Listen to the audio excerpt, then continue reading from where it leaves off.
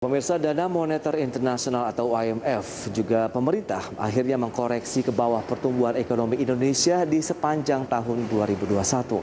Lantas, berapakah proyeksi pertumbuhan ekonomi dari IMF maupun pemerintah dan apa yang menjadi penyebab perekonomian Indonesia harus mendapatkan outlook yang lebih rendah? Berikut informasinya untuk Anda.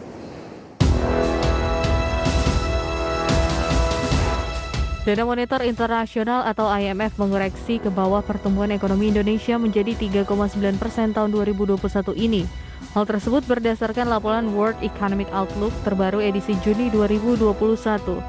Koreksi IMF tersebut lebih rendah 40 basis poin bila dibandingkan dengan perkiraan lembaga donor tersebut pada edisi April 2021.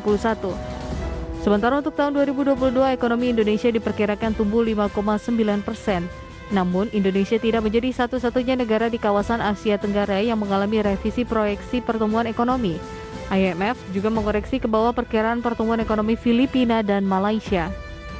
Di sisi lain, pemerintah juga merevisi proyeksi pertumbuhan ekonomi Indonesia sepanjang 2021 yang berkisar 3,7% hingga 4,5%, lebih rendah dari perkiraan sebelumnya yang di kisaran 4,5% hingga 5,3%.